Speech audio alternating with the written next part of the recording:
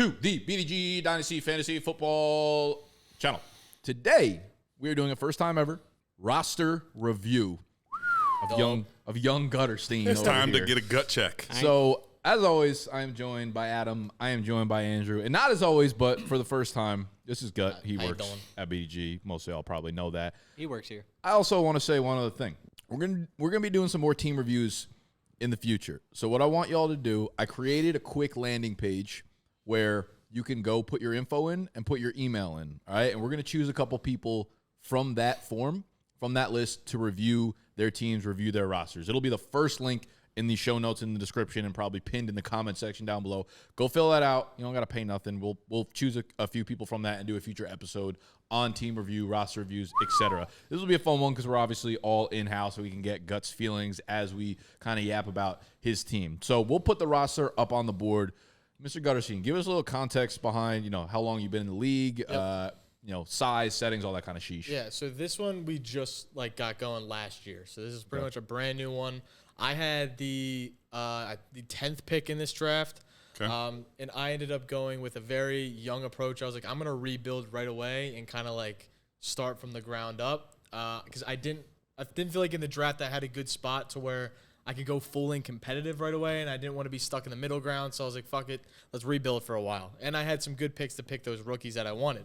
With that being said, I have a super young team with a few vets, but mainly just everyone pretty much under the age of 25. And if you scroll down, I have a ton of picks. All right. Well, this is where you look at that first part of the roster and you're like, man, this must be a lot of serious owners in the serious owner league. Yeah, you had us in the first half type beat. Yeah, but we cooking. All right. Yes.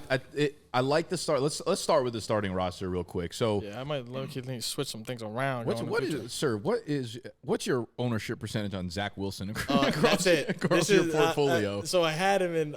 I traded him in yours in the BDGE I traded him league. to you. You traded to me. I traded him to you. I had him in this league to begin with, and I was like, we can take another share. Okay. Because this one I was taking anyway. So I was like, all right, we might. It's making me really question our quarterback film watching. Enough. I didn't like him. I just So I think when you're starting a league like this, right, and you're going with all younger players, and you're like, all right, they pretty much won Miles Sanders. There's no reason for you to have thrown him in there. He was a good steal in the late round. I thought I had something there. I do think some rules of thumb here. Was that? I believed in Miles Sanders. But in a dynasty, right? If you're starting with a young team, you're saying, hey, I'm gonna go into straight rebuild mode. I almost feel like there should be a cutoff where the only players I'm drafting are either rookies in their second year, maybe third year, if they're 25 or lower. And I think that's a good rule of thumb because I think a lot of people go into the drafts with those types of strategies, and that's fine. And then you start to nail a single class, right? You went with a lot of rookies. And when you do that, you're going to get a lot of good with a lot of bad, right? Yeah. You got HN, you got JSN, you got Jordan Addison, you got Kincaid, which are, heavy hitters right away. But you're going to mix in the, as a Carolina fan, you're going to mix in the Bryce Youngs and the Jonathan Mingos there. Yeah, so exactly. Any advice if you're going to start young immediately? Are you going let me get these young players, or would I'd rather go future picks right off the bat? Yeah, really good question. I'll tell you, I've done. I respect that question. I agree with your assessment of that question. Yeah, for once today. All right, no, I think I've done both. I've done well and poorly, so I can speak from experience that the players, right? You get if you take a guy like Zach Wilson, and you hold that stock, there is a lot of volatility there, right? The pick is really all about what picks you're going to make, which ones you're going to hold, and are you going to trade? Those first-round picks all right now look dynamite. Yeah. As soon as you make the pick and you start to hold the player, there's a lot more risk involved. So I think what you did here is what I found most success in a true rebuild, which is let me get a ton of leverage in a single class, because what that's going to do is give you a chance to get early picks, and what did you do to get those picks? You did unspeakable. I was going to say. I did some dirty, naughty things. No. Okay, I know exactly what I had. I had Drake London and Bijan. Okay. I drafted Bijan pretty much right away. Okay. And I flipped him for 3 firsts. Wow. Okay. Off the rip. That's a dub in a rebuild. That was before the season even started. Hype was super high. I loved him as a player. He's one of those guys, but I was like, he's going to be a guy where he probably helps me win 3 years. But it's at the same time, it's I don't want to keep those points in this roster from trying to tank. Yep. I thought he was going to be potential RB1 this year. I also think, that's still on the board with Bijan. There is, how many players in Dynasty ever end up going for more than 3 firsts, you have to be a Josh Yeah. Allen or Mahomes. Like Literally. there will never be a running back, I don't think, in the history of the rest of Dynasty forever where you can get 4 firsts for a single running back. Agreed. Yeah, 100%. Like LaDainian Tomlinson would need to reincarnate himself, and like the NFL would have to go back to the old style for that to happen. Yeah, exactly. Yeah, exactly. So for me, it was like that was a no-brainer. Like I pretty much hit accept right away. Yeah. I also had Drake London in this league. I traded him away for picks. So pretty much I invested a lot in the Falcons to start and then got rid of all of them. Outside of Darnell Mooney, who's now a dog. Damn. But They yeah, hate it so when I that's back them, that's a lot of how I got like the bulk of these picks. Obviously I did like some minor like pick swaps here and there to get a few of them later down the road. There was a 3-team trade. I got rid of Christian Watson at one point. That was right before his hamstring injury. I got lucky on that one. I was able to flip him for an early second. That's the 205 you're looking at, mid-second. You I got was happy with 325 firsts as well. Yeah. This is Yeah, a I have- fucking. So this I is have a lot. This is like, I'll speak to some things that you could, if you're in this type of a rebuild, your first time trying it or whatever, one of the toughest things to do, right? So you're right now, just with what you currently are looking at, 102, 103, 105, 107, 108. If you make all those picks, like unless you are just, you can actually see the future, what do you think your hit rate's going to be on all of them? I'm saying a good 50%, maybe. Yeah. You'll go 3 for 5, I think, Yeah. at worst. So I think the top 5 picks are pretty. They feel pretty good. Now, see, the reason I asked that question that way is what do we define as a hit and how long are you going to hold that? Because if you hold it for all time, that hit rate probably starts to go down the longer we are holding the asset. But if you just, again, sell on value bumps, like when you sold Bijan for 3 firsts, you can continue to sell players in this mold until you're just overwhelmingly strong. I think the biggest thing here is that you still have, again, 325s. You have so much liquidity, you're probably going to have in a league like this, there's going to be teams that want to rebuild and have no option but to go through you, and that is where you start to really like kind of impose your will. Yeah, no, exactly. I've had teams like if you see like Overpack, I have both of his firsts. His team was supposed to be like one of the best. So he's a perfect example of what I'm talking about. Those are the dudes that go like vet first the entire startup draft. We're like they go redraft mindset, and then it doesn't work out, and they're fucked. He was a guy where it's like you look at the surface of his team in the beginning of the season. Ritter was an end of the year like desperation heave, but he also has Hal. So like you looked at this team in the beginning of the year, like he was rolling with like Diggs, AJ, Kittle. Sutton had a decent year. Running back, he has JT on his bench. Okay. So it's like his team looked legit. Like he looked like he's gonna contend, and he just like couldn't get it done. Like it just, and it was one of those situations where it's like Trevor would have a good week, and then Sam Howell would shit the bed, or AJ and Diggs would have off weeks together, or whatever the case was, where he just couldn't string together wins. And that's kind of what ended up being one of his downfalls, and I got the lucky picks. So one other thing I noticed, I guess, is this is not a deep bench for a dynasty league. It's very shallow. It's super shallow. There's like 22 roster spots, maybe. Yeah. So in my mind, that already goes to like you got like 7 big rookie picks this year, like top 15, top 18. Now you're looking at like your roster. I think this league speaks to itself. If you got a shallow bench where you're not gonna be able to keep all these players, that's what I'm starting to try to piece together, like 2 or 3 picks together for a great player. And real quick to clarify, the bench spots for like I think it's starting actually like next week. We're gonna expand it another like I think 10. He's just gonna add, and then we're gonna 10 cut it more. down. 10 is a Yeah, for the rookie, hell. like they just like That changes add a everything. They just add like a hell, and then we're just I don't gonna think it cut changes down. everything. It does. I think it will. Because it's only for the time being. Yeah, it's only for the off season. Oh, you're gonna and then you're gonna cut back down. yeah, That's what we then do. it's- We usually add 4 for the taxi squad, It rookie draft, gives whatever. people and then- time But you to already like. have a taxi squad. Like he doesn't. He has no one on it because he had to. I use thought- But I'm saying there's already a taxi squad exists. You're not Yeah, adding more no, I thought you spots. were there. saying it's just going to be 10 more in the No, league. no, no, no, I was going no. to say that's I crazy. thought you were It's expanding the 10 for roster It's spots like by just for 10. the offseason, so everyone can just move people in and out that they Sure. please. When they draft rookies, they don't have to throw them in right away. They can still make moves. They Yeah. can figure out who they want in their taxi before It's the an season off-season starts. only. Yeah, and then Okay. and then like I like normally they give out like a week notice before, and we're like, all right, cutting down in a week. Make sure you're trading anyone you don't want away, whatever the case. That's- and then you Realistically, keep this rolling. guy's That like doesn't 3 change a lot, then. 3 or 4 decent players away from like having to cut a decent dynasty asset every time he adds somebody. Yeah. Yeah. Well, that's an off-season thing. So it's always going to get back to this size. Yeah. The economy, based on what this roster is, it's always going to dictate consolidation. Everybody's going to want to trade up into assets. So that's why what you did there is even better in a league format like this, because it's going to be very hard to get 3 mid assets into 105, into 102. And because you have all those shots at the first, you've like you this is the team we're talking about, Overpeck. You got him by the pecker. I mean, Literally. it's Let's let's go through this because let me ask you guys real quick too, because my first thought is him having all of these rookie picks, and you might have already kind of hinted at this, but it's just it feels like it almost devalues the value of having all those rookies because you do have to get rid of assets. You are going to be having probably 25% of your roster being rookies. Like that's fine though, because I don't know if you've seen this man's roster. I mean, Zach Wilson. We got some a lot of people. stuff to cut. Like, I don't think you're that far off though from being like a good team. You're like 3 or 4 hits away from having a really strong. Yeah, I mean, dude, you can, Justin Ross, the dream. You love Jay Ross, Tutu Atwell, they'll Marshall. they're just like on. Here's the thing, though. Again, with all those picks, it goes back to kind of like what you did in the startup draft, where like you're monopolizing the rookie draft. Yeah. And it's good and bad, right? You're gonna make 5 picks, hit on 3 of them, miss on 2 of them. Like you made 6, 7 rookie picks, missed on 2 or 3 of them, hit on 4. Yeah, You know what I mean? Like, that's why it's like, why not trade a couple of the rookie picks? No, that's for what I was proven just going to get to is, so I've actually, this last year, for the experiment part of it, okay, I've actually totally rebuilt and got every single pick. I actually got the Affinity Stones, all 12. That's crazy. It's actually like you got to be a different level of sicko. But, so when you think this league. is a rebuild, I'm talking about, as a challenge, Dynasty nerds could not give a player value to anyone I had on the roster. I gutted everything, speaking of gut. Yeah.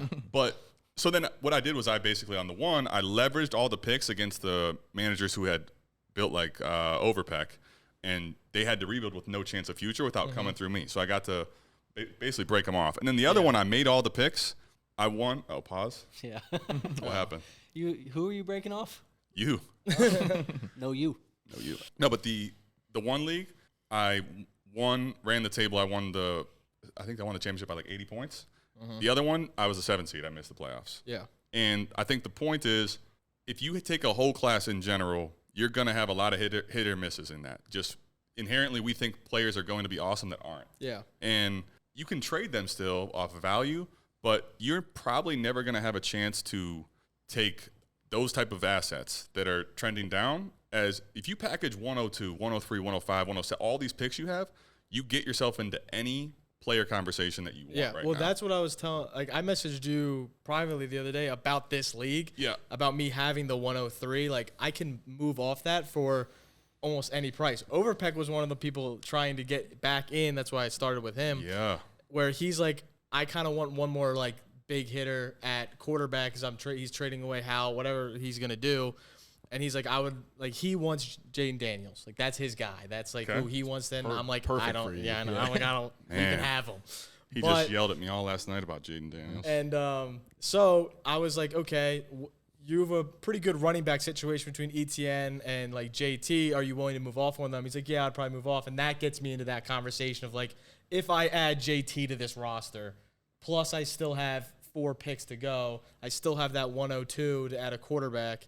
It's then the roster looks even better, and I don't even have to use that risk type of factors. I know I'm getting a bona fide. What do you More. guys feel like? How do you feel about adding the running backs? Because honestly, when I'm looking at this team gut, one of the first things that I feel like I'm doing is I see you have all of these picks in 2025. You have all these picks right now. I'm thinking, what if we play for the championship next year in 2025? And I don't want JT. I don't want. That was ETN, my I thought. don't want So- Running back wouldn't be where I traded into, I don't think. I think to get there, and whether this is your team or not, to kind of visualize it, I always do this.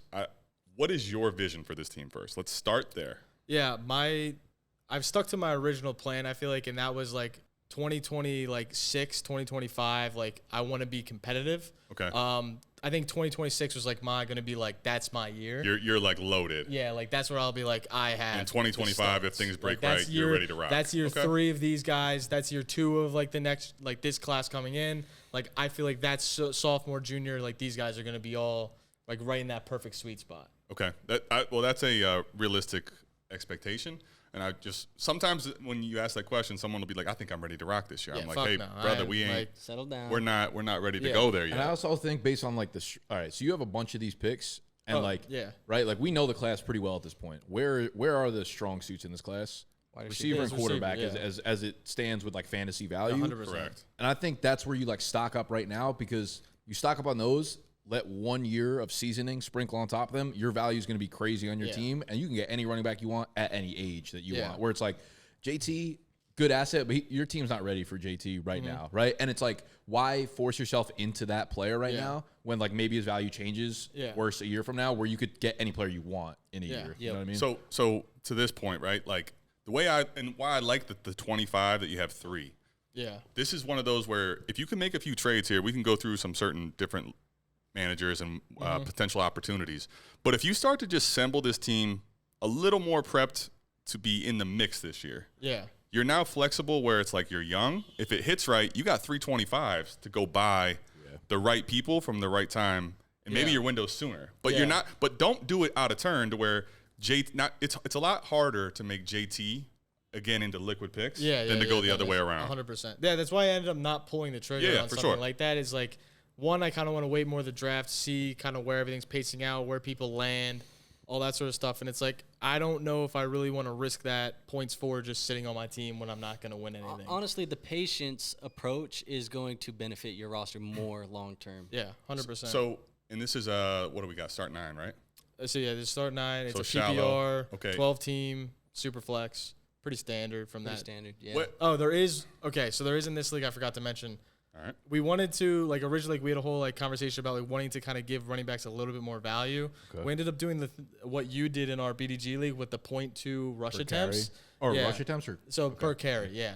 Okay. So you get 0.2 points per carry. It's only like an extra 2 points a game, yeah, so maybe. for every 10 carries, 2 Little points. juice. Yeah. So it's like a little bit of juice, gives them a little bit more. So like if you have a bell cow back, it gives you just that like a little extra bump. Okay. But yeah, that's the only extra little tidbit we added to this league. So, like, just let me ask you then, given what you were talking about with your vision for the team, what do you think, or like, what are some on the premise moves? You talked about not going for JT. What are some things you want to do in the immediate future with this team? Yeah. Or do you have a vision for that?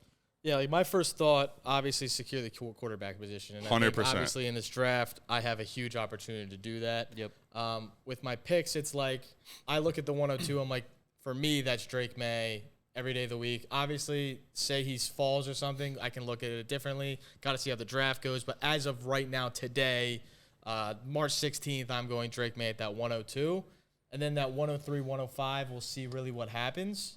Now, what is your thought process? I'm sure Drake May at the 102 is an unpopular opinion at this point. What is your thought process on potentially moving the 102 back to a guy who has 104 and having that guy come up and get a Marvin Harrison who's going to be really excited about that asset? Yeah. And you're still taking May at 3 or 4, and you kind of control that tier right there. My thought was like at 102, I could take a May, and then at 103, I could take a Harrison, or vice versa. Or say even the guy who holds 101 as 2 quarterbacks, he takes Marvin.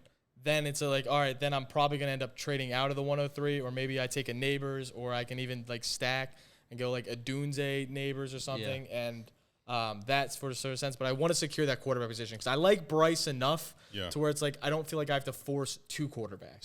So let me ask you just to kind of pivot or just rethink this for a second. I think you're in a unique position, which the opportunity can be lost, and I've definitely misplayed this before. Like right now, you go that route you're talking about, you have definitely upside, but you have a lot of inherent risk. What I would probably do is start going through the league and being like, where can I just get myself into a top 12 and stop playing? Yeah. Quarterback? Yeah. That's what I was thinking too. Like, one of these picks could probably just straight up land you like a Jordan Love or something like that. Tua. Yeah, or Tua. And I feel like pretty good about that. Like, if you swapped the 7 for Jordan Love, or even like the 5 for Jordan Love, and then walked away from your draft with Drake May, Marvin Harrison, Roma Dunze, like you got the core of your roster. One of the guys I was thinking of was like Kyler.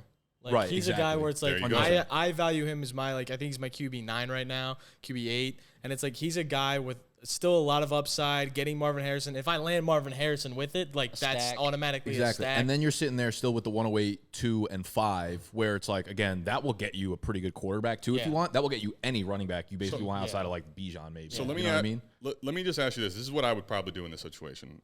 Not that you have to, but let's just give me your thoughts on some teams that have either quarterbacks at excess in this range or that you think are needing to or have talked about possibly rebuilding that would be willing to play this game.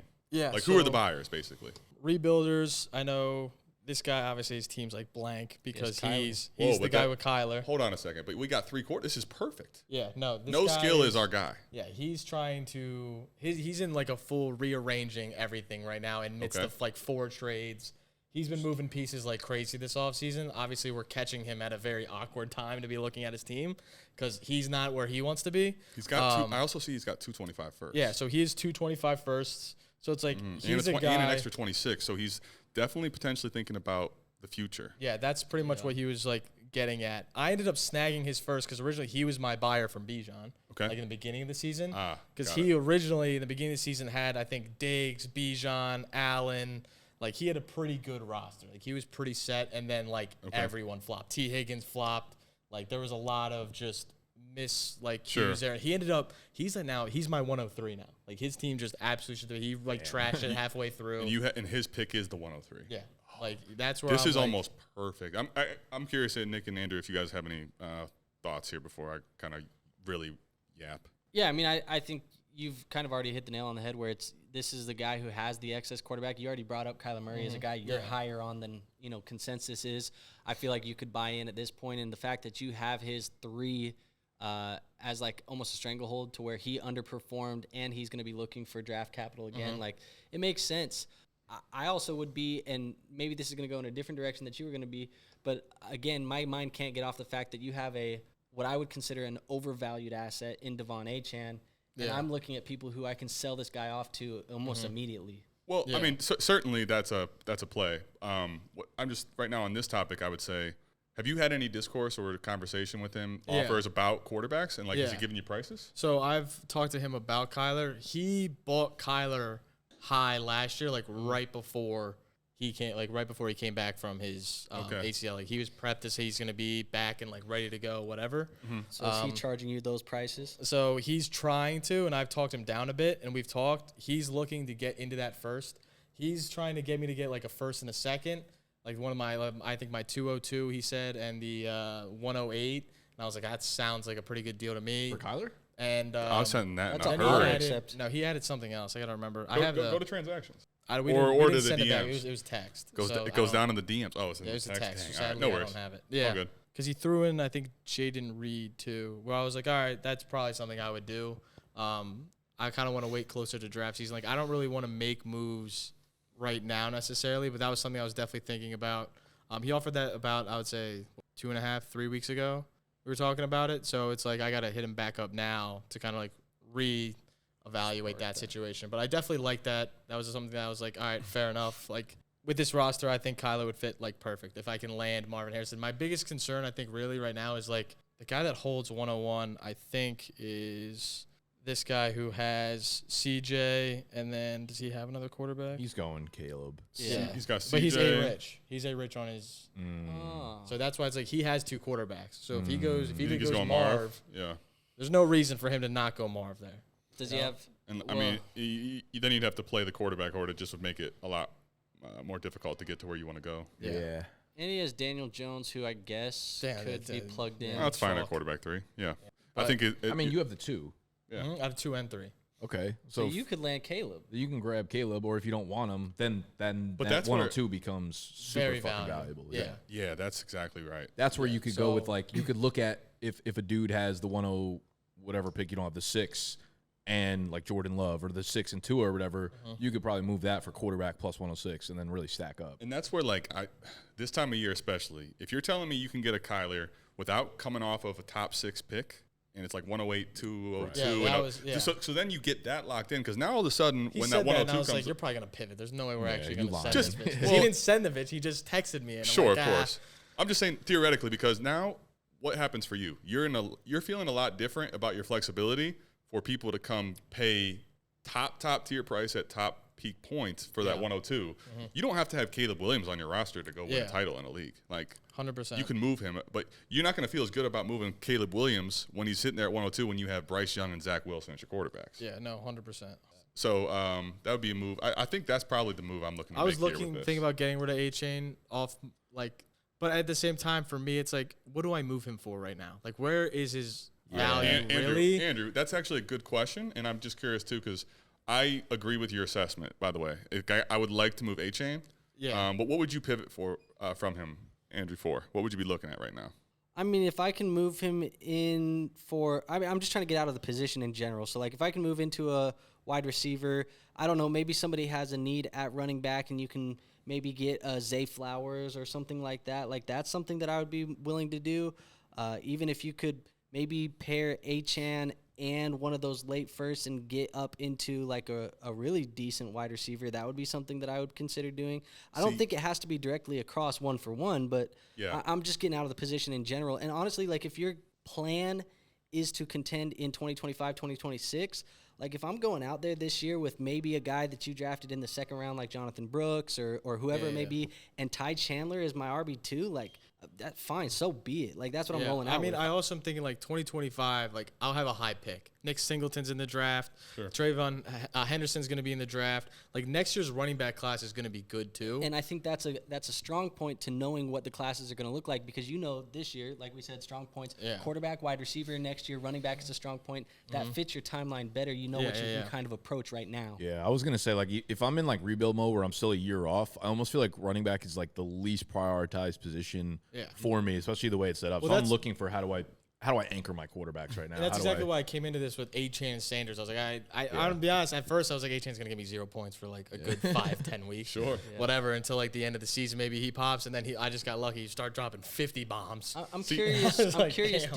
Did you attempt to move him at that time when he was doing that in the season, or did you kind of just sit on that? So I'm gonna be honest. I kind of like sat on it for I kind of sat on it for a while. Because I was like, I didn't believe that was going to be like a very consistent thing. Yeah. I thought he was going to have like a 50, then maybe like a 10, an 8, and then maybe a 20. Like I thought it was just going to be inconsistencies. Most people weren't fully bought in yet. Like there was hype, but the people in this league weren't high on Achane coming out. I was probably the highest on him. Okay. And people weren't really like into him. So like I wasn't getting the offer I wanted back at that point. Okay. Like they were offering maybe mid to late seconds at that point, and I was like, I'll probably hold for that value. So I'm just curious, like the way I'm thinking, and the more I've looked at the league a little bit and your team, I think, what do you guys think in general? Like if we were just to say generic picks, like what can you liquidate Achane for? Let's just say in theory you could. What does that actually look like in a sell?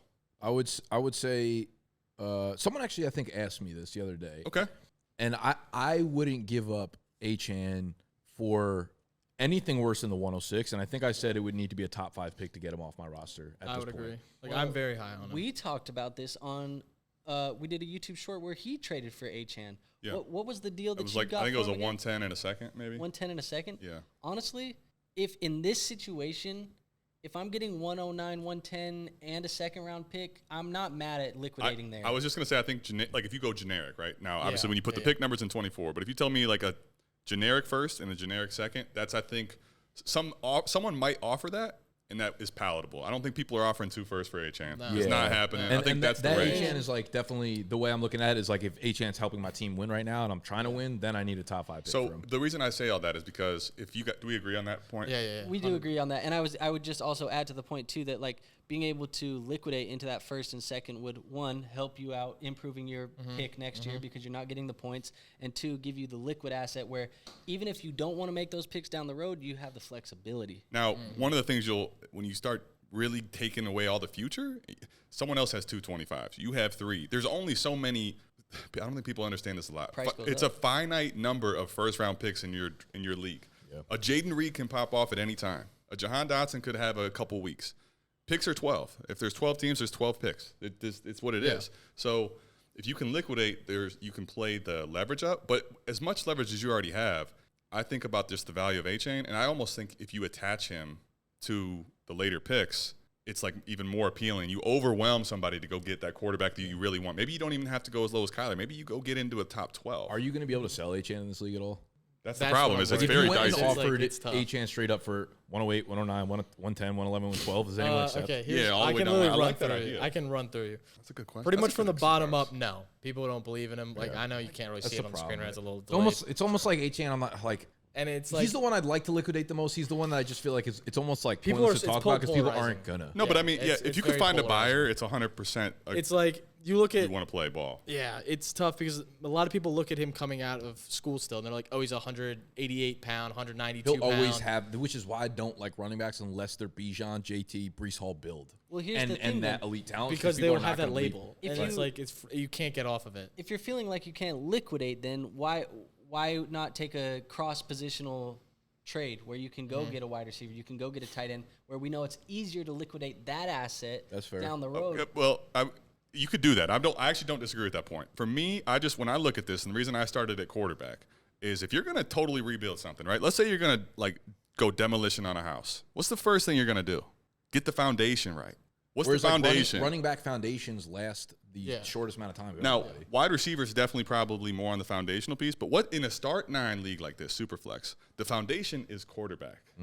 Yep. That's Yeah. what I'm going to get first, and then I can start building around that with what you Yeah. have. That's what I want to do is secure a quarterback and with the unique leverage you have right now. Yeah, I don't very disagree with high your point, on- Andrew, though, by the way. I think Yeah. you could trade cross positionally. I 100% am on like the same page as you guys. I think my main thought like through the offseason so far was just like I like Drake May. I kind of want to get him. Like he's a guy that I want on my rosters because I think he has the talent to like hit. Yeah. Again, there's a lot of question marks with that. You don't know. You could get a top guy solidified, and I probably still will at some point.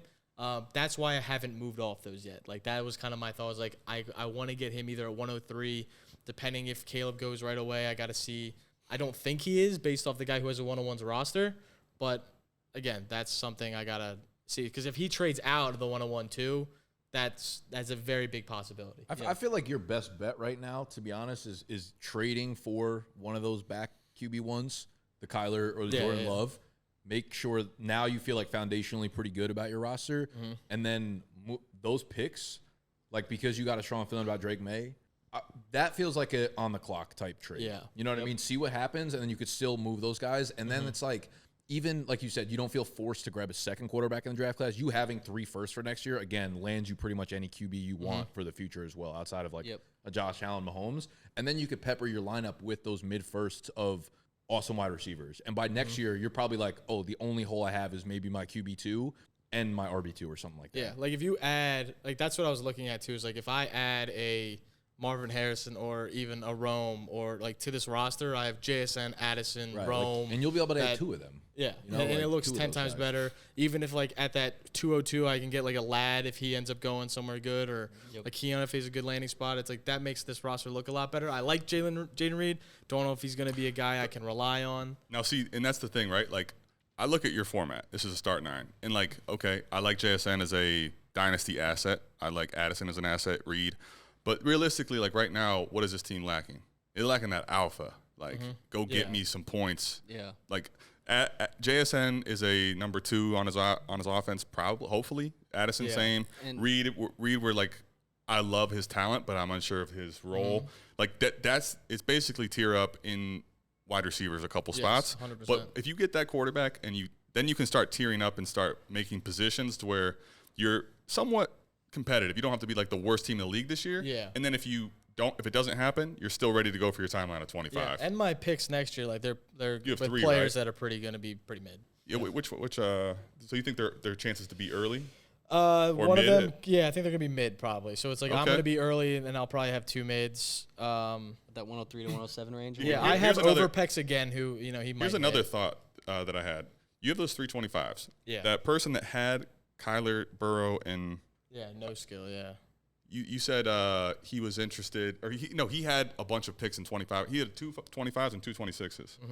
Could Yeah, you I'm throw pretty two of those 25s and Get something to Kyler? get Kyler? Like, can we just not even play with the 24 class? Yeah, we might Can we be just able buy to. Kyler outright and then still have all those What would more top of mind picks that you could trade for a bunch What of would whatever? you pay in that like 2025 area? Like, I mean, area? if you Would sent him 220, like he already has those. Yeah. If you sent him 2 of two them. 25s and even threw in a second round pick of some sort, like I Mm-hmm. almost feel like a lot of people that have that Kyler's a third quarterback look at that and like, how do I say no to this? Do you even think you have to go that high? That's what I was thinking. I was like, do I I'm not have saying that to- I don't think you start with that offer. I'm just saying you have the chips to go send 2 firsts and a second to where it's like, how do I say no? He This is already my quarterback he already three. offered me like 108 and an early second this year. I understand this class is loaded. Like, I get that. Okay, And what if next you year's did this? class is like iffy, but it's like I don't know if I have to give up 2 firsts. No, I'm saying I think that's where you could go to if you had to. I Okay, don't think yeah, I don't. yeah, I'm yeah, not yeah. offering that off the rip. What if you send a 25 first, 202, and a 25 second though? Yeah, I would be perfectly fine with that. Start there. Or Like I'd rip that right now and just see what he you says. send him your first round pick and Achan. If Get he's out. in the H-N, yeah. Get out. I have to Again, figure that would be out. that's exactly what I'm talking about. Use HN. If you attach that generic value to liquidity, you get yourself in quarterback land. Yeah. Right. Yeah, That's exactly. the thing. I'm with you on that one. 100%. I would rip a couple of those to him. Yeah. For You can't sure. tell I want to sell Achan. Yeah. I got that. Andrew one. wants to sell I HN picked like up on right that. now. The other guys' picks I have for the next 2 years is this guy who's a pretty good roster. He obviously has some Yeah, holes. that's a good roster. Kirky, Stafford is on the bench too, so like obviously they're not in right now, but he's going to be probably a top player for the next 2 years. Any Does he have picks? what picks do you got?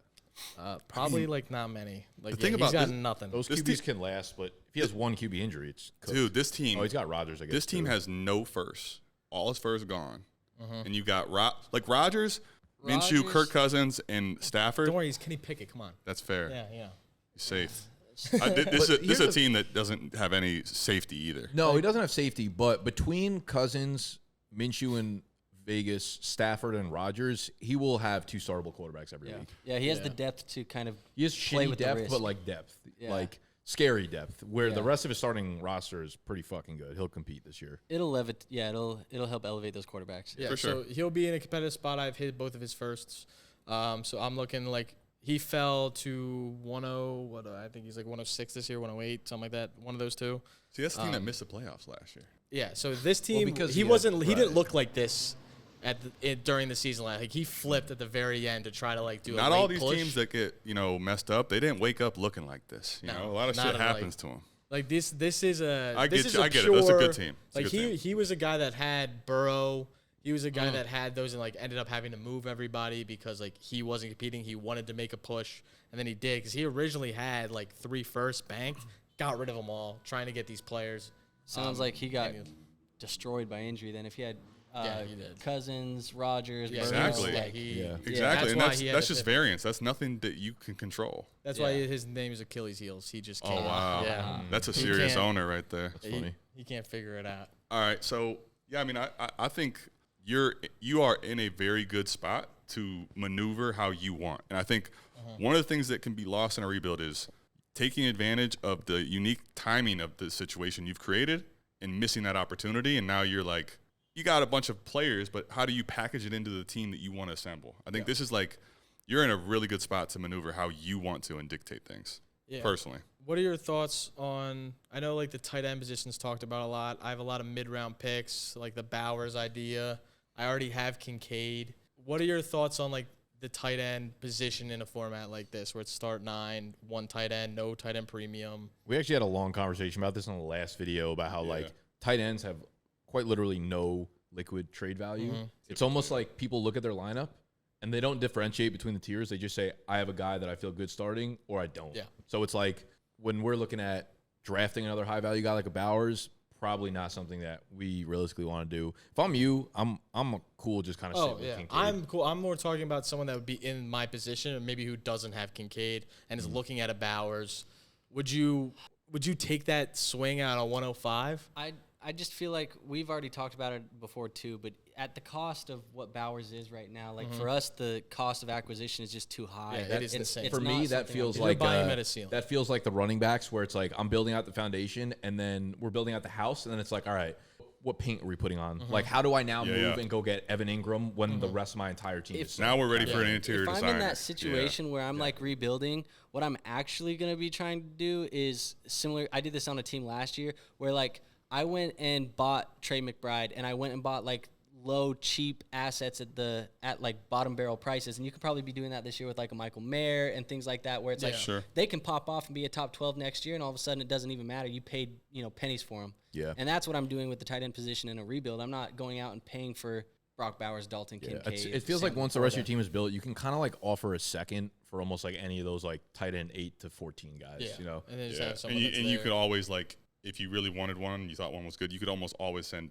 a second and a third or 2 seconds to buy your pick of that tier. That's why they're like the last kind of brick I'm putting in the Spend a third house. or a fourth to go buy your boy Fant. Yeah. That too. Just get him for free on this. In this 22 roster, someone probably cut him.